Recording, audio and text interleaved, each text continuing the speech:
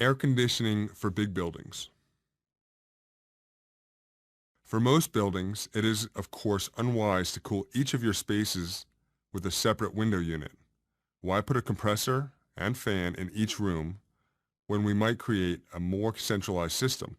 A centralized system makes for reduced energy use, fewer pieces of equipment to purchase and maintain, plus fan and compressors are noisy, and the farther we can move them from the occupied spaces, the quieter those spaces will be. Air performs reasonably at carrying cold air, but water is better at heat exchange and does a superior job keeping cold over long distances.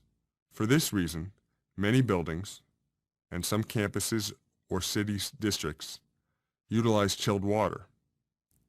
In this regime, pumps carry water chilled on the evaporator side, which is to say the cold side, of the compression refrigeration loop, to sometimes distant air handling units.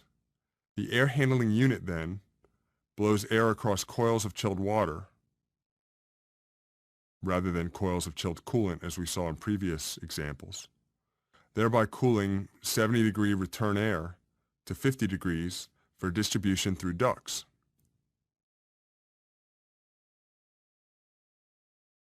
The chilled water and coolant never touch or mix. They just exchange heat. To picture this, you might imagine a closed-loop pipe of coolant moving through a barrel of water, which is part of a separate closed loop.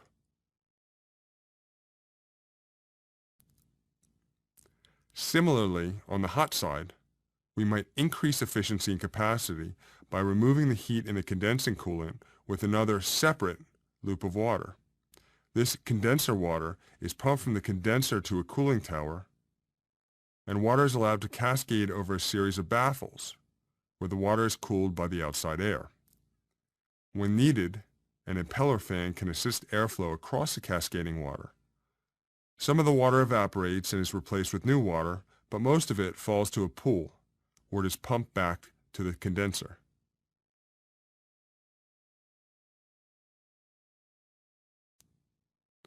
This distribution network using water is complicated, but not exceptionally complex. Let's review. Water is cooled by the evaporator and distributed to the air handling units to cool room air.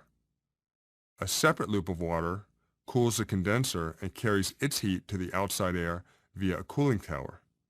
You've seen cooling towers on roofs and adjacent to buildings or as part of central chiller plants. The machine that does the compression refrigeration loop in this layout is termed a chiller.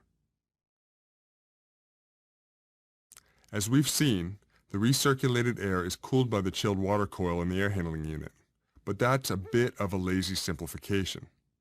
In fact, we will use the air handling unit not only as a thermal comfort device, but also an indoor air quality device.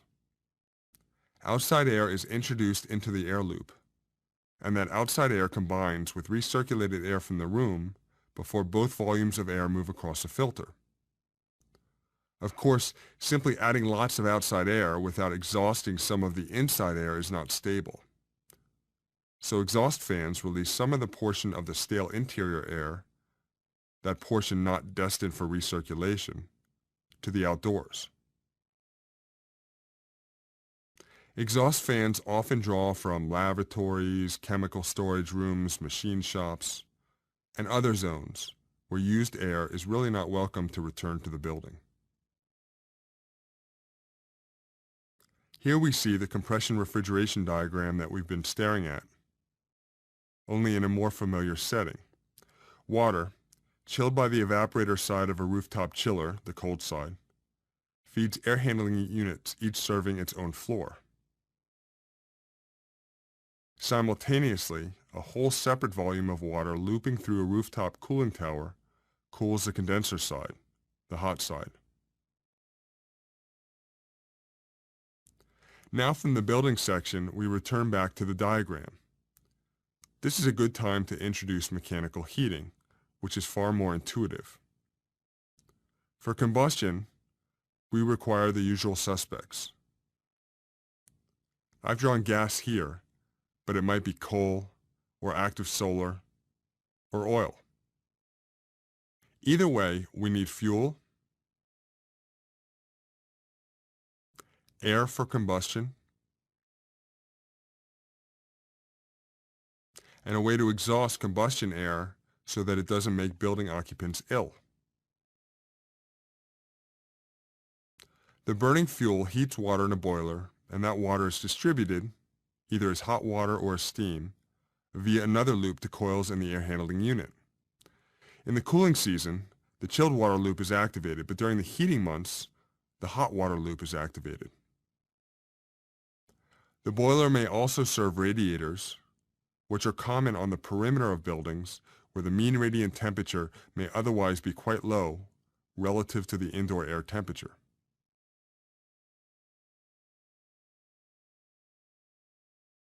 Economizer cycle.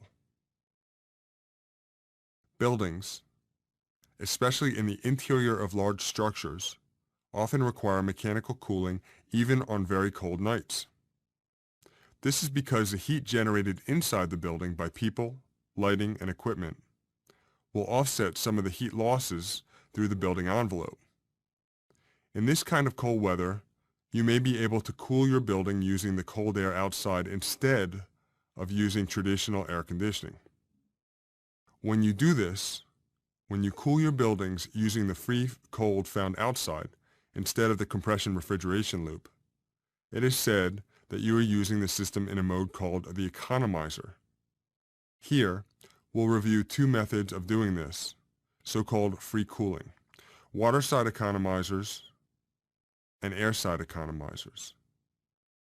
In a water side economizer mode, cold air cools, and it really cools because it's winter, the water in the cooling tower.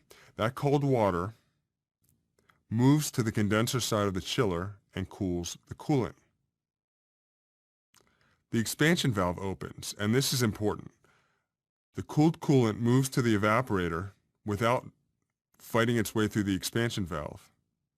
And there in the evaporator, it cools the chilled water. We've bypassed the compression refrigeration process entirely and still created chilled water for delivery in the standard way.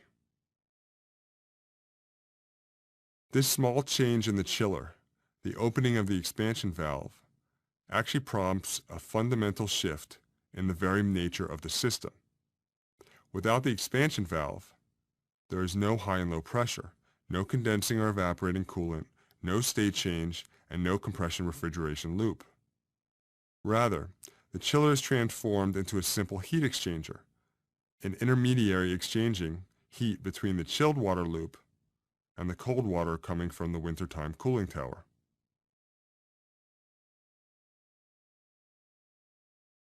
Now, what you just saw is called a water side economizer because it relies on cold air to chill water. Like a water side economizer, an air side economizer uses the cold outside air to bypass traditional air conditioning in an effort to save energy. Why air condition when it's cold outside? In this case, in the air side economizer, it may be more energy efficient to directly introduce cold outdoor air to the inside so your equipment doesn't have to mechanically cool the warmer recirculated air. As a side benefit, this offers superior indoor air quality. All that fresh air replaces what would otherwise be mostly recirculated air. When in the economizer mode, often called free cooling, is deployed, technicians must be mindful that it isn't too cold. Coils in the air handling unit may freeze and bust, or ice may form in the cooling tower, busting that equipment. Often an economizer cycle is not included in a mechanical package when it really should be.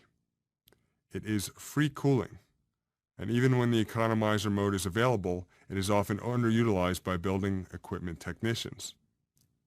That's why it's vital to have the architect, the mechanical engineer, the owner, and the building technician at the table together at the beginning of the design process to get everyone nodding their heads in agreement toward a common goal.